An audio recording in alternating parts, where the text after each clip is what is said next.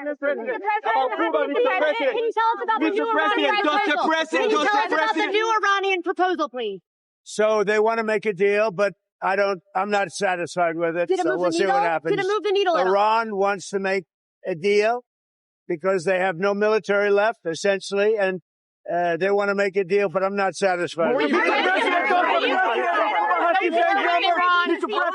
Why are you not seeking congressional approval to extend it? Because it's never been sought before. There's been many, many times, and nobody's ever gotten it before. They consider it totally unconstitutional. But we're always in touch with Congress. But nobody's ever sought it before. Nobody's ever asked for it before. It's never been used before. Why should we be different? Anybody to Islamabad this time? Are you willing to send anybody to Islamabad, your envoy? We have great respect for Pakistan and Islamabad and tremendous respect for the Prime Minister and the Field Marshal. And they're working with us. They continue to work with us. But the trip is a very long one, and we're doing everything in terms of negotiating right now, in terms of the negotiation telephonically. They've made strides, but I'm not sure if they ever get there. There's tremendous discord. They're having a tremendous problem getting along with each other in Iran. The leadership is very disjointed. It's got 2 to 3 groups, maybe 4. And it's a very disjointed leadership. And with that being said, they all want to make a deal, but they're all messed up.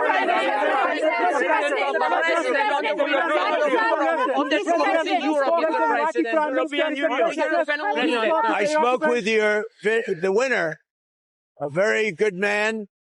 As you know, I was very strongly in favor of him in Iraq. And we had a long conversation yesterday. I congratulated him. He won, and with our help, he won, and we want him to do very well. And I told him that the United States is with him all the way. It was a great victory. The new head of Iraq is somebody that we support very strongly. Pakistan, thank you, Mr. President. Pakistan has opened the land route trade with Iran. Did they consult you before opening it up to Iran? And are you aware of it? That was a vicious bee. I know everything about it. Yeah, I have great respect. Are you from Pakistan? No, I'm not from Pakistan. I'm American. I have great respect for Pakistan and for the Field Marshal and for the Prime Minister. Yeah, I know it. On the European Union yesterday, you talked about Italy and the withdrawal of troops from Europe, from Italy and Spain. Can you clarify your words? Well, I'm not happy with Italy and I'm not happy with Spain. And they feel it's okay for Iran to have a nuclear weapon. Anybody that feels it's okay for Iran to have a nuclear weapon is not very smart. And it'll be a terrible thing in the future. If they were ever allowed to have a nuclear weapon, you would have problems, the likes of which the world has never seen before. And it's not going to happen. And aside from that, right now they have no Navy. It's been wiped out. No Air Force. It's been wiped out. They have no anything. They have no anti-aircraft. They have no radar. They have no leaders because, frankly, their leaders are very disjointed. They have a lot of problems right now. They're not getting along with each other. Their leaders are not getting along with each other. So the European Union tariffs.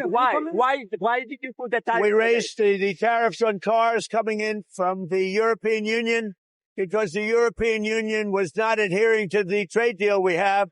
So based on that, now, when they build their plants, of which they're spending over $100 billion, all countries, not just the Union. When those plants open, there won't be any tariffs. But we raised the tariffs because they were not, as usual, they were not adhering to the agreement that we have. We have a trade deal with the European Union. They were not adhering to it. So I raised the tariffs on cars and trucks for 25%. That's billions of dollars coming into the United States, and it forces them to move their factory production much faster.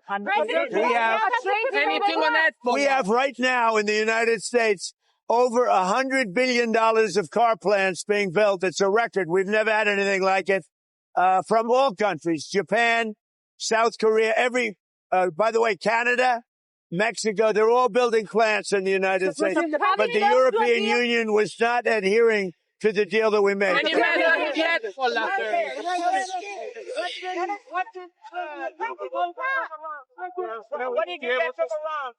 from Iran? So we're dealing with Iran. As you know, it's a very disjointed, unfriendly leadership, unfriendly to each other.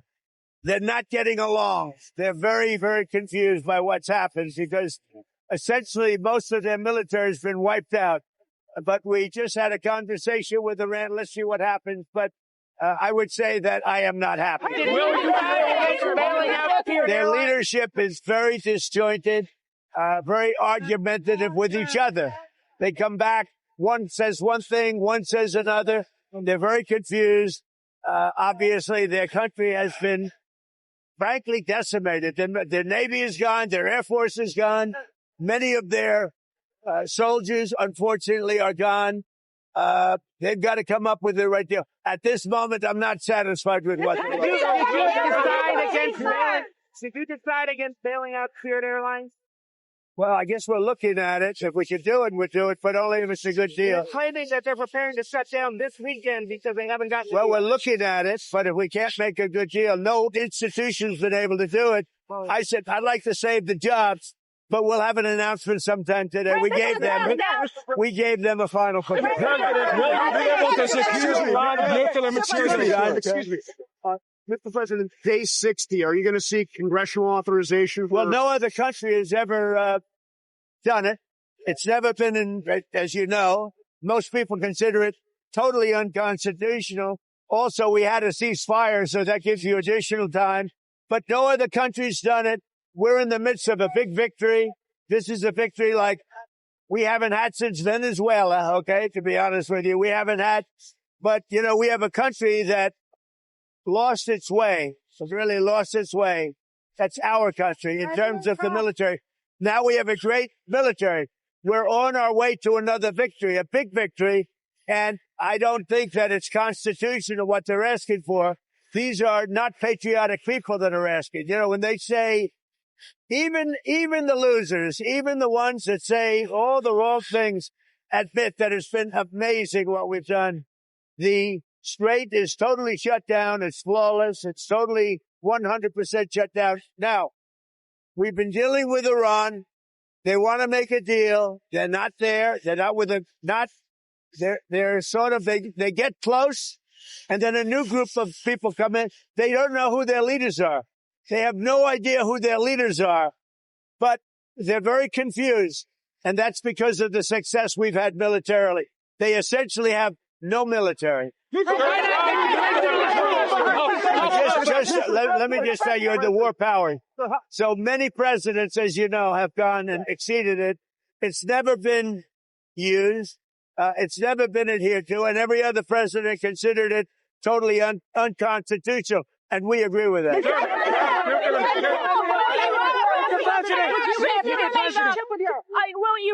Will Iran affect your China trip, giving a blockade? No, the China, it's going to be amazing. The visit with China and Chairman Xi, that's going to be great. We have the trip with China coming up. And I think it'll be an amazing event.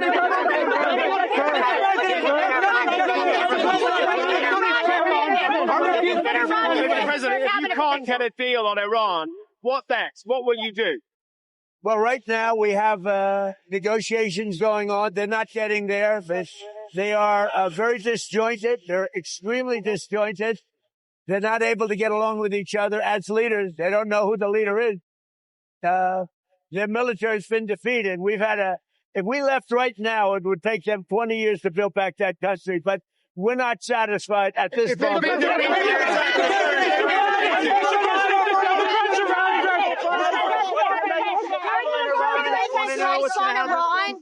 Are you considering new price on Iran? Why would I tell you that? Spirit Airlines, what has been the holdup on a deal? We're looking at it. We're looking at trying to help them. Something we're not looking to get involved with, but if we can, it's 14,000 jobs. We are, I would say we're driving it upfield. That's one of those things. We'll do it or we won't. We'll have something for you today tomorrow. It seems like the other lenders are balking. They think they'll get bumped down in priority. Well, they will. We come first. Hey, you know what it is? USA first, America first. That's my fight. Including with airlines, including with Intel.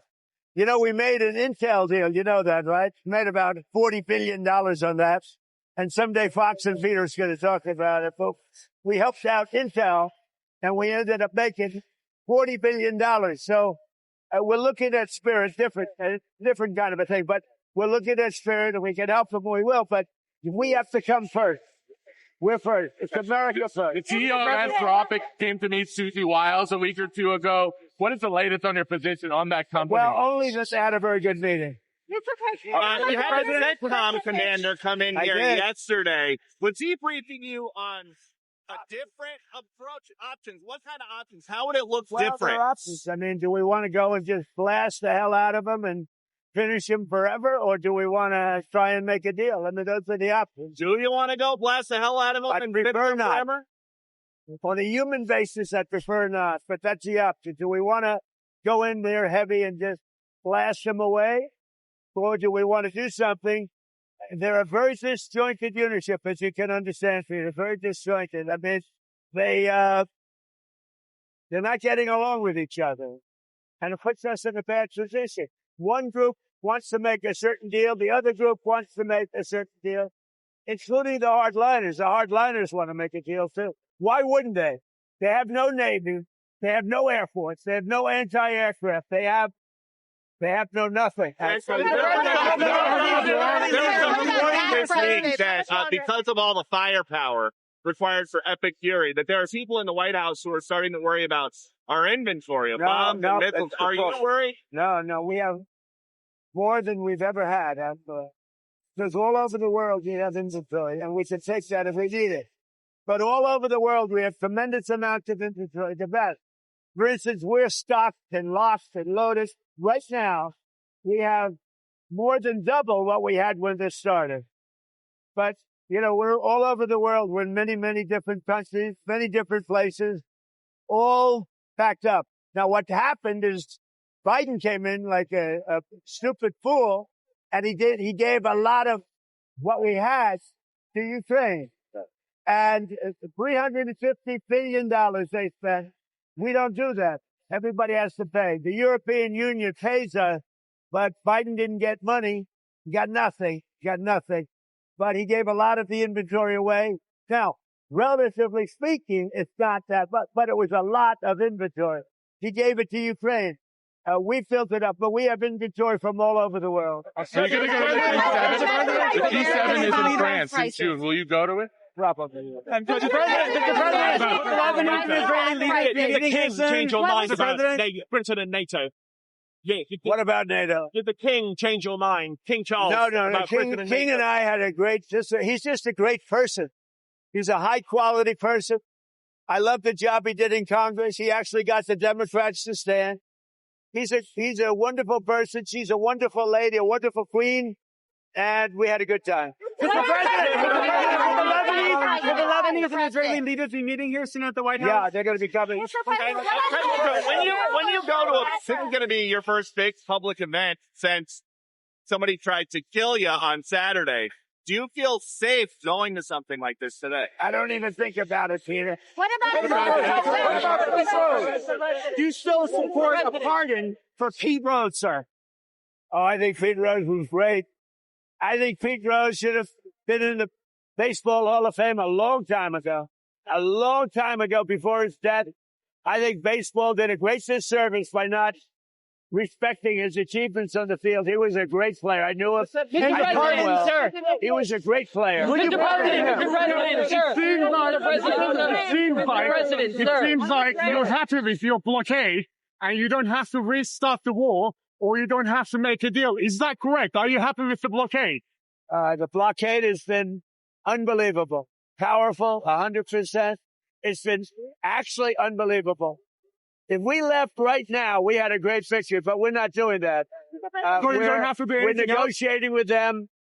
Their teams are unbelievably disjointed, but we are negotiating. Mr. President, sir, the NASDAQ and the S&P 500 posted their biggest monthly gain since your first term, sir. Can you talk about what this means to you, the stock market performance, and do you believe that this is going to continue throughout the rest of your term? Thank you. The stock market is hitting record numbers. We have more people working in the USA today than we've ever had working, as you know. It's in many ways. Now, when this war ends, the gasoline and oil and everything, it's going to come tumbling down. But right now, as of this moment, the stock market has hit record high. We have more people, again, working in the United States today than at any time in the history of our country. We are really doing well. Now, gasoline's high. Other prices are way down, but gasoline's high. But when this is over, you'll have a world without a nuclear weapon with Iran. If you allow Iran to have a nuclear weapon, the world would be in great jeopardy. How long would that be? As soon as the war ends, the gasoline prices You're going down to the villages. You're going to be talking to our seniors. You've delivered for seniors, no tax on Social Security, most favored nation. Can you talk about everything that you've done to help our senior population, sir? Well, no tax on tips. We have the largest tax cuts in the history of our country also, and regulation cuts, and it's one of the reasons we're doing so well. So we have no tax on tips, no tax on Social Security for our seniors. We have no tax on overtime. And you know, we something that nobody talks about. If you buy a car, if it's American made, you get a deduction on interest for income tax purposes. And by the way, very importantly, right over there, you're going to have the greatest ballroom ever built.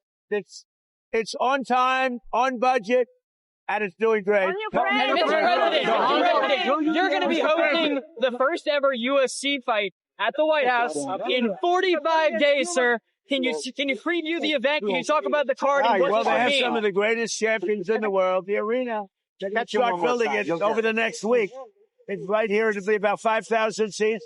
They'll have 100,000 people down by the ellipse with screens, and it's all free. It's going to be great. Mr. President, thank you.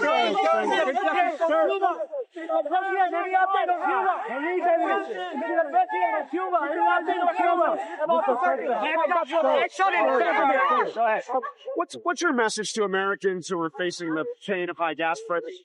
Well, it was just announced we have more people working in the United States today than ever before in history. Outside of the gasoline, prices are way down. Prices have come down. Groceries, and I inherited that. We inherited the highest inflation in the history of our country, 48 years. In the history of our country. And prices are down. When the war ends, which shouldn't be too long, they want to make a deal so badly, but they're not there yet. They're not there, in my opinion. They're not there. When the war ends, gasoline prices are going to tumble because there is so much right now on the sea already loaded into tankers that can't escape the strait. There is so much, like record setting. But when the war ends, gasoline prices will go down to below what they were. I think it's very important. The stock market just hit an all-time high. Yeah. And again, more people working today than at any time ever. And we just got the largest tax cut in history with the no tax. Mr. President,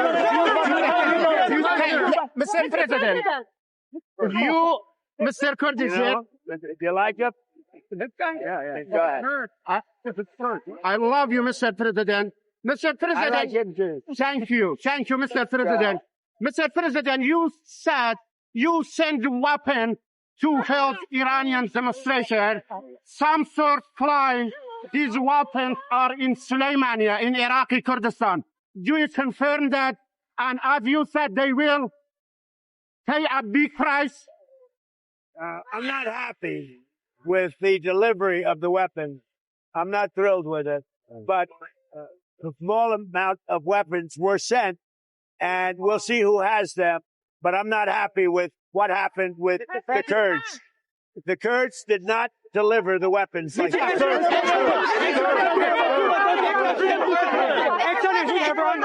Are we refusing to increase oil production, Exxon and Chevron. What do you say about that? We're doing great production. We're producing more oil right now. That's the other thing. We have more oil production right now than any time in history. That if you take a look at the ships, they're all coming up to Texas, Louisiana, Alaska. Did you see the line? Yeah, I did. What do they call it? The Tango. But that is some line of ships. They're all coming up. They're loading up. The biggest ships in the world are coming up to Louisiana, Texas, and to Alaska. And they're loading up. And I don't want to say it, but our country is getting stronger and stronger. This has been amazing. The amount of oil and gas that we're selling now is at a level that nobody's ever seen before. Would you consider Ron DeSantis for a cabinet position? Well, I like him a lot, so Can you tell us what you're not I like him a lot. Can you tell us what you're not satisfied with? Mr. Ron, can you tell us that you're not satisfied with the plan right now? Can you tell us what specifically you're not satisfied with?